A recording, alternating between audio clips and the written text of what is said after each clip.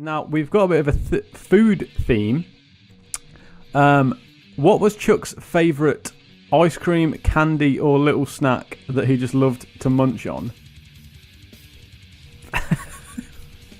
Chocolate-covered ants. Eric, I don't believe you. I don't believe you, Eric. Okay, did he have a favourite food? Yes, he really liked the same favourite food that I have, which was Shepherd's pie. Chicken wings. In the United States, they're called buffalo wings. It's just, we used to look for the most brutal sauce possible. Hot and sauce, always yeah. trying to concoct our own sauce to cook the wings in. And we really like that. We also like pizza. Those questions were from Dan, Zaza, and Jeremy Biggs. Thank you very much. Alex. Ice cream, pistachio. Alex Fodell,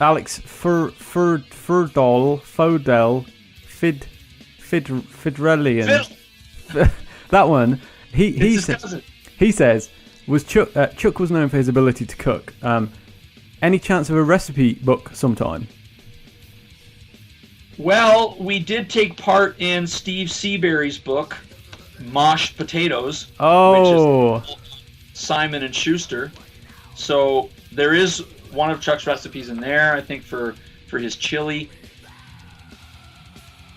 Yeah, maybe it's the kind of thing that he used to do in the newsletter for the Metal Crusade, was to put his recipes in there. So perhaps we will release those through the fan club. Okay, that would be pretty cool. A question from the Turkinator 27.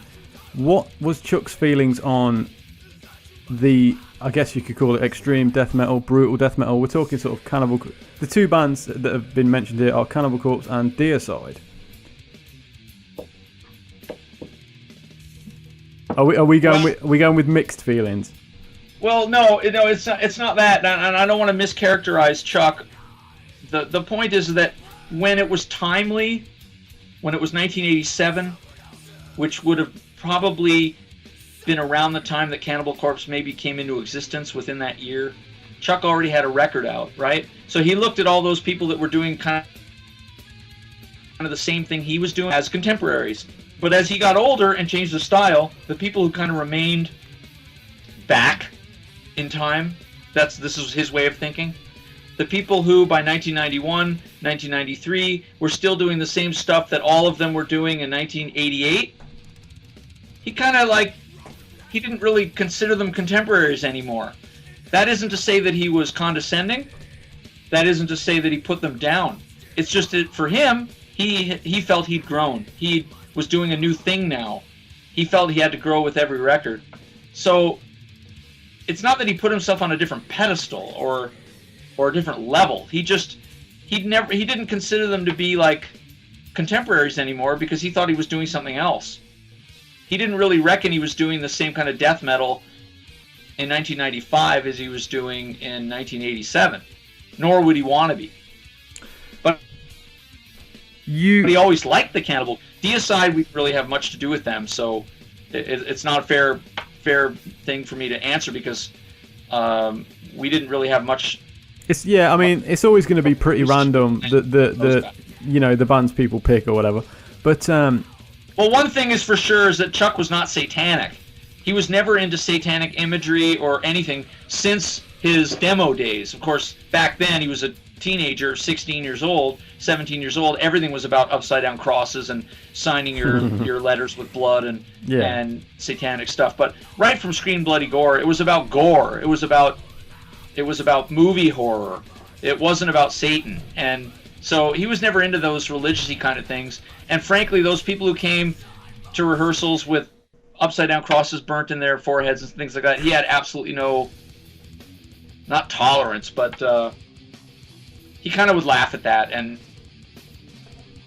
he wasn't really into it. I'm not making fun of anybody, and if Glenn Benton or anybody's watching this, Chuck wasn't the kind of guy that would say that kind of shit to anybody.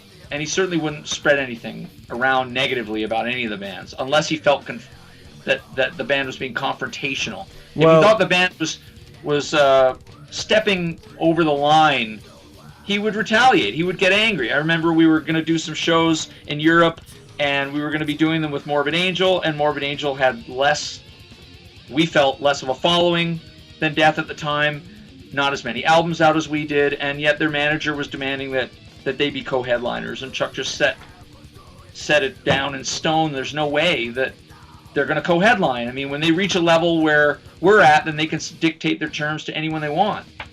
But so there was a sense of justice also about Chuck. If there's one thing we can't be accused of, Eric, it's not covering just about every base, and there's no pulling of the punches, like you're answering it as truthfully as possible, whether it offends anyone or not. Well, that's their problem. Well, these answers, James, are impromptu, right? I'm not going by a script, so you're catching me, and I mean, as a lawyer, I might be afraid of what I said later, and then I'll contact you and tell you to edit it out. But yeah. I'm just talking truthfully. I'm not slamming anybody.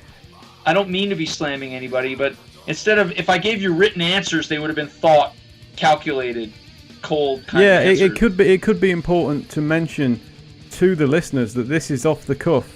I've got the stuff. You don't have a clue. Like, no, I'm just answering truthfully late at night. Yeah. Yeah, well, you're getting the dehydrated. Yeah. Well, I've got the light. It now is light because it's 10 to 7 in the morning. But oh Lord, you have to get. We're close, Eric. We're close.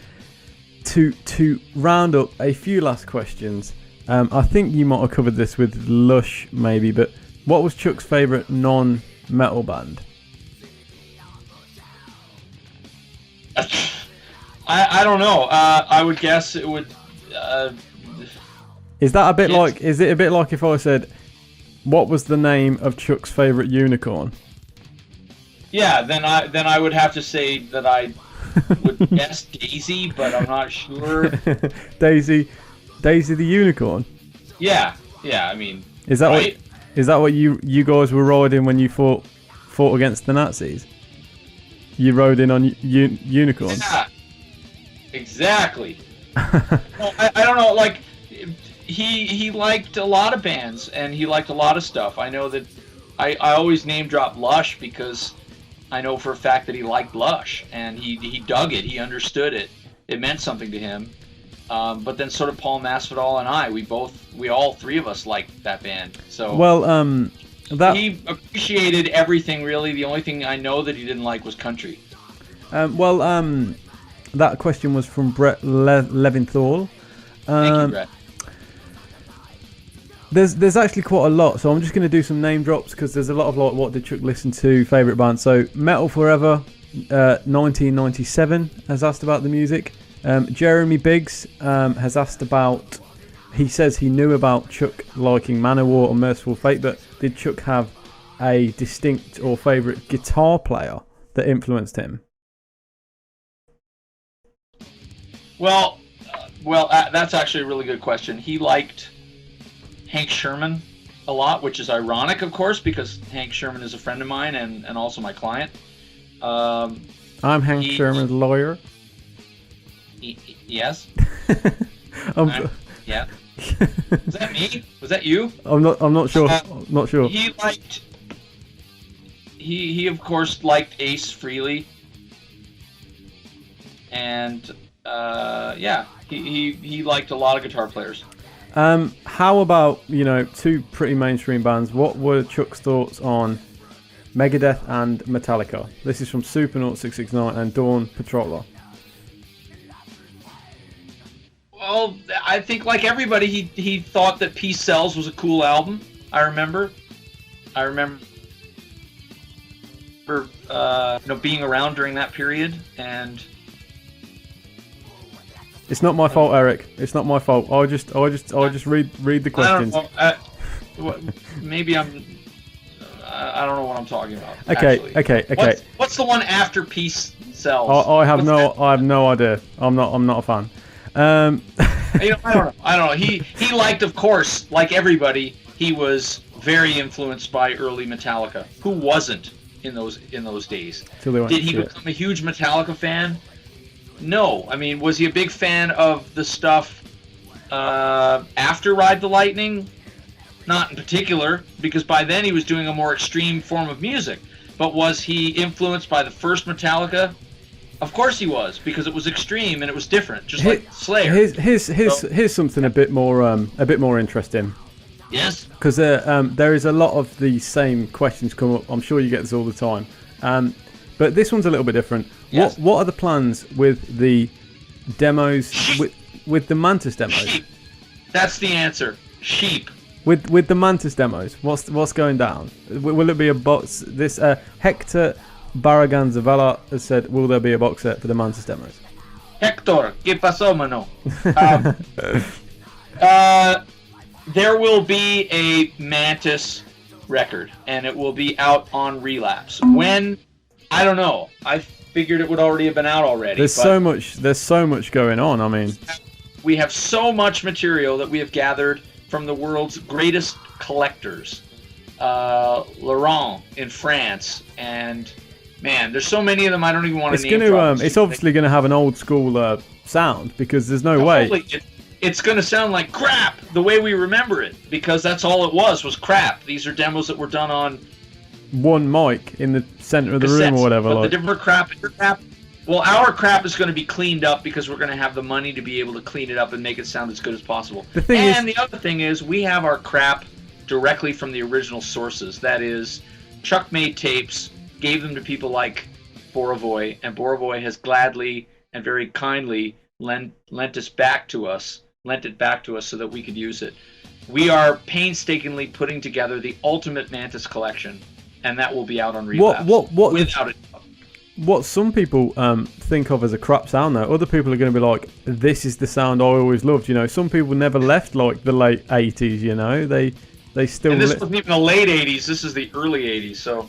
Well, okay, some people still live there. We know that this stuff is out in bootleg form, and we would like to ring fence it and put out an official Mantis. We launched an official Mantis shirt with the original Mantis logo with the anticipation release. So we're doing that, and Rick DeLillo, Rick Roz, he is graciously assisting us with this kind of thing. Information, you know, that kind of background info, and same with Borovoy, just to make it authentic and make it right. If I could just name drop a few more, you know, because credit to the people that took part in this. Yeah. Eric, we could not have done any more. This is like 3 hours. Like I've given birth. Like I've been in labor for hours with a little Lester English boy from the Midlands, giving birth to my 24-year-old illegitimate, limey bastard son. This is it. But to just do a few name drops, Rick Hayes, Blessed Hellroyd one, Kareem Chayahab. Their question you pretty much covered earlier. It's to do with favourite, most memorable moment with They Chuck. Rule. They do.